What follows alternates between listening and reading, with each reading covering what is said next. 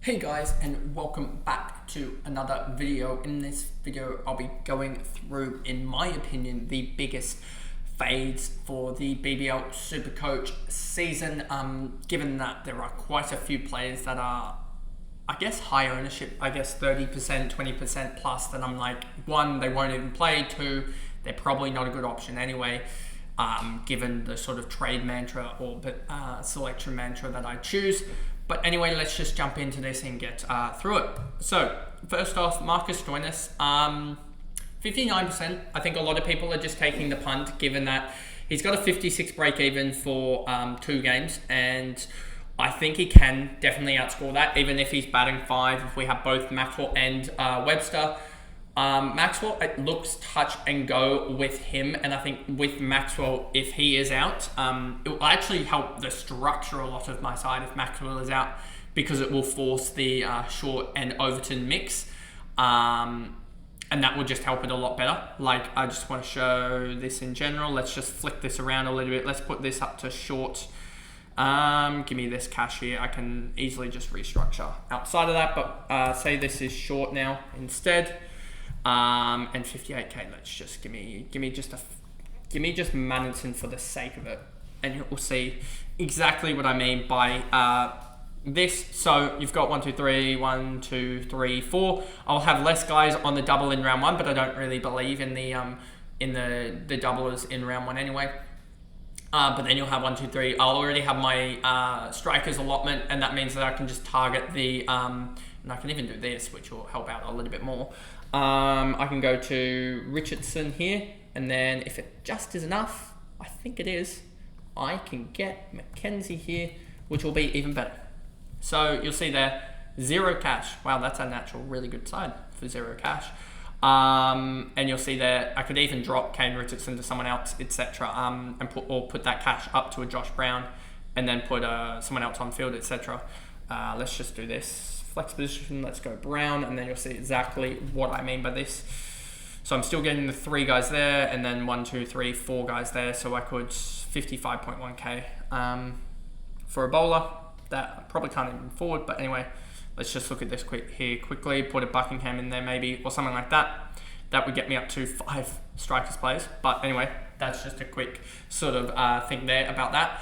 But Short being in there massively helps just the future allotment of this side, because we know the strikers have the later buy, like later on in the season, so you can sort of hold their players for the first 4 rounds. I probably would be dropping a Baisley in this scenario, etc., because I want to have a look at a Fabian Allen potentially, but also could be dropping a Buckingham if we get another 39.5k anyway.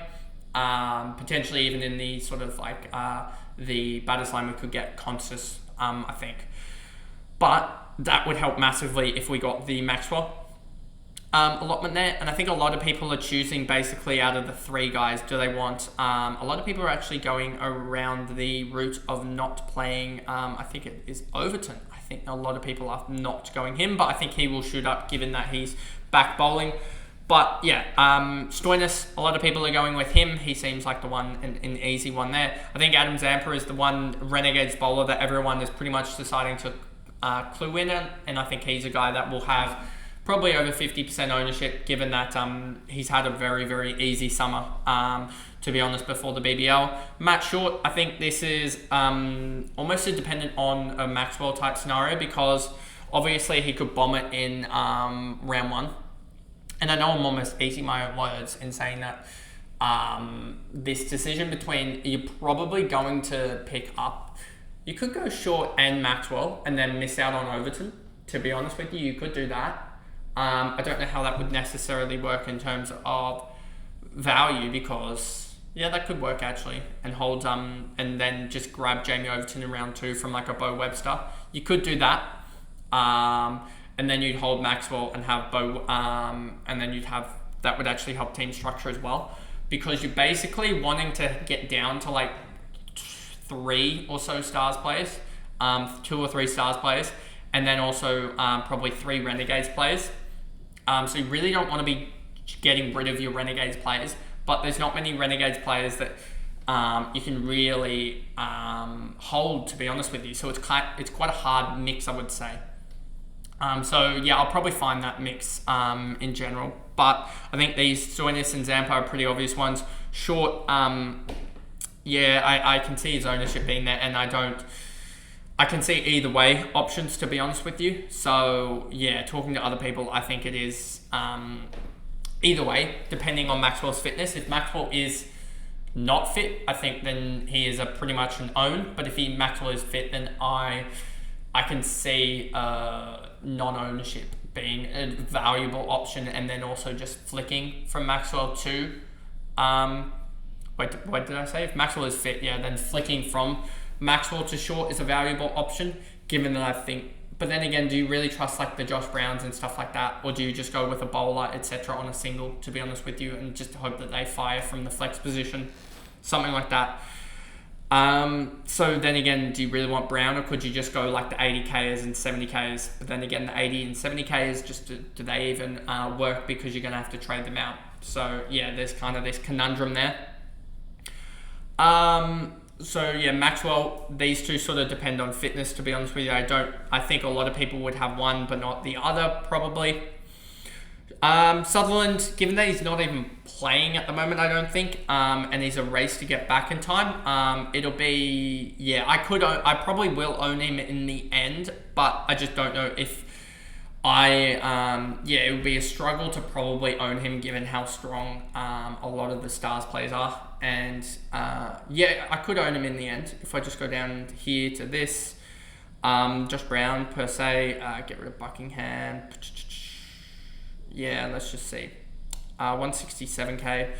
Then I just go, say, short to a Maxwell, back to a Maxwell. Maxwell. There. And then I go up to a Sutherland, because he is an all-rounder. And then I'd have, 91k. And I could get a McKenzie there as well. And then suddenly I'd have 1, 2, 3, 4, 5, 6. 6 and 3, and I could just start dumping guys like Maxwell and Webster, and holding on to McKenzie and other cash generators there. That could be a way. And I'd also have 22k spare to get Joe Clark to Philippi as my preferred option. So yeah, that could work as well. Let's go back to the into the ownership percentages. Fraser McGurk, I think he's going to be a flat no throughout the tournament, just because his form looks absolutely horrific, and also he's a batter only, so he could really get on a double and have a 20, or get on a double and have 120. And I'm like, how is he really going to fire on both doubles? And if he does fire, let's say he does fire, what's he realistically going to score? Is he going to score, say, a 50 off 20? Is that as damaging, sort of an 85, and then do it again and score a 170? Is that as damaging as just owning a bowler instead of him at like 120, 130k, say even a Will Sutherland, or potentially even a, I don't know, not a Hamish McKenzie, but like a Fergus O'Neill? Can a Fergus O'Neill effectively match him? I think is the big question. And I think he could get very, very close to him, because 160 points, if you're going to take that as a bowler, you're probably going to have about 10, 15, 20 dot balls across the 2 games. So 20 dot balls, so you need to make another 140 points. That is like, 4 wickets or so? 4 wickets is 80 odd points. If you get the right split, a 3-1 split, then that's an extra 10 points there. You're already only 50 points off of Fraser McGurk's almost ceiling, just like that. And then you haven't even included economy rate bonus, which he could easily get another 20 of each. Or even just 20 across the 2 games, and then you're only 30 points down off of Fraser McGurk going absolute nuts. And there's also a massive issue that Fraser McGurk could also just do nothing. So that's why I'd say the batters are just not as valuable, as we know the split is in the bowler's favour. So yeah, there's that. And that's also taking into account of Fraser McGurk getting the 50 in both innings, as well as having the full strike rate bonus, which he should realistically get, but getting up to 20. If he doesn't get to 20 in one of these games, he's pretty much capped at 100, which is realistically like 3 wickets for a bowler or 2 wickets for a bowler. Like, realistically capped. If he just has one good score, it's about 2 wickets for a bowler across the 2 games. And that's with a Fraser McGurk 50 plus score. Sam Harper, I just don't know if he plays, to be honest with you, given that they've got Joe Clark. If Joe Clark wasn't in the side, then this would be the easiest Sam Harper here because he's going to make cash, but I think everyone's just locked in Doran at this point. Webster, given that Marsh is going to play, I think that news changed since yesterday, so Webster should be back, and that'll be good. Aaron Hardy as well, another guy that you got to almost consider as well. So you just see all these all-rounders and how you may almost just go with just dirt cheap in the bowling line and just let the bowling line sort of just gradually gain cash, to be honest with you. That could be a way to go. Aaron Hardy, etc. Doran, Philippi. I think a lot of people don't know what to do with the keeper line, to be honest with you, as simply as that. It's the one line that everyone sort of, Harper might not even play, but if he does, 36% owned. Josh Philippi, high ownership. Josh Inglis, high ownership. As well as, I could just filter this for keepers and you'd see exactly what I'm seeing here.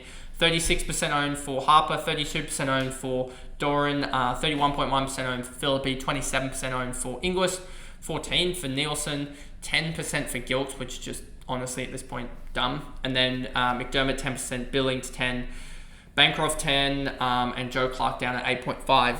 And where is Hurst? Hurst is at 1.7%. So yeah, you just sort of have this weird mix of people going, we don't know what we want at this point for the weaker keeper line.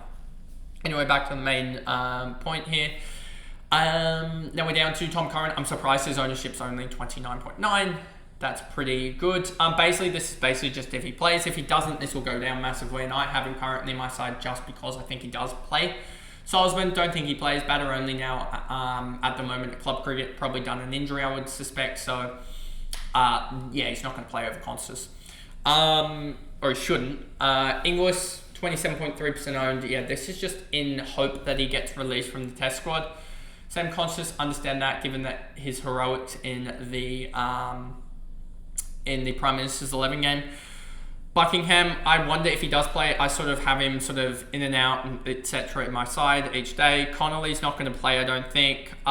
Tim David, don't know this ownership given that they've got all the bowlers that they've got. So yeah, I don't know if he gets more than like 1 or 2 overs potentially for Hobart. Plus he's also batting like 5 and Shea Hope will knock him down, I think another one potentially. So that'll make him 6, I think. Or potentially still 5. He should still be 5 or 6 for Hobart when in round 2. And I just don't think you can pay that much when you have guys like Matt Renshaw that are like a little bit cheaper, that have the double in round 2 and play almost a better role. Jai Richardson, understand this, but then again also injury prone, so he's still a wait and watch. Spencer Johnson, he's a guy that you should probably be targeting round 3. Given his price, I don't see jumping much higher than about 140. So yeah, and given the all-rounders that the Heat have, it's quite hard to get to anyone. Kane Richardson, he's sort of in and out as well. Michael Nisa injured at the moment, so I wouldn't be starting with him. Moises Henriquez, just don't understand this. 16% ownership for a guy that's probably similar to Tim David. Like, honestly, you could just get I would warrant Tim David over Henriquez because Tim David is 20k cheaper, simply put, but I still wouldn't have either. Jamie Overton, understand his ownership at the moment being 16% because you're trying to log jam it sort of between the, given his price, between like Maxwell and also Short, so trying to find him is going to be interesting, but I expect him to go up towards that 30% ownership by the first ball of the first game. And then Matt Renshaw, sort of it's the same. I think a lot of people will tune in the next sort of 10 or so days and find out that Renshaw will be batting 3 and bowling potentially in oval 2 with Michael Nisa's injury, and that'll help him out. And I think he'll get up to 40% ownership. Josh Brown, understand that I've had him in and out on my side, so I understand 15%. David Warner, he's just shocking, so no, and they have the worst double, pretty much. Sean Abbott, and you can almost just get him off a single anyway in round 5, given that you can get him there. Sean Abbott, I understand this ownership given the round 3 double. If he would be like 10% higher owned if he was a bat bowl, but he just didn't get that. Nielsen, don't understand that given that he's going to bat like 8, honestly. And also the fact that, yeah, they play the double in round 2, not 1. So there's like, you could just grab up Harper at this point is probably going to be more valuable than Nielsen. Turner injury, so he's dropping. Daniel Sand, pick him up in round 5, to be honest with you. Don't start him because of that price. That is just simply a flip straight to a Curran or a Webster at that price. And then you have some batter-only guys. Maddo turned out for Prem cricket, decent suburbs, made 36 off 37, I think, on the weekend. So he's all right. Might be an option instead of like a Baisley if Baisley doesn't play or whatever. But yeah, probably going to go against it given that you can wait and watch with him at that price. And I think that's pretty much everyone until we get into pod territory. I honestly can tell you right now that I don't know exactly which direction my team's going to go in. I've changed it so many different times that I'm sort of at the point now where I'm just like, I don't know. So yeah, just, I guess, a video on my thoughts on the high-owned players, especially with, I think, what did I say, probably 3 or 4 guys that I'm like absolutely confused why their ownership is that high, and then another 2 or 3 that I understand why their ownership is so high, but I think that they're overrated or they're going to not score as much. But anyway, that's the video there. If you did enjoy it, remember to like and subscribe on YouTube. Turn the notification bell on so you know when I upload. And if you are listening along on Spotify, then give me a follow and a 5-star rating so that I can pump out more content for you guys there. But anyway, I'll see you guys in the next video. Bye, guys.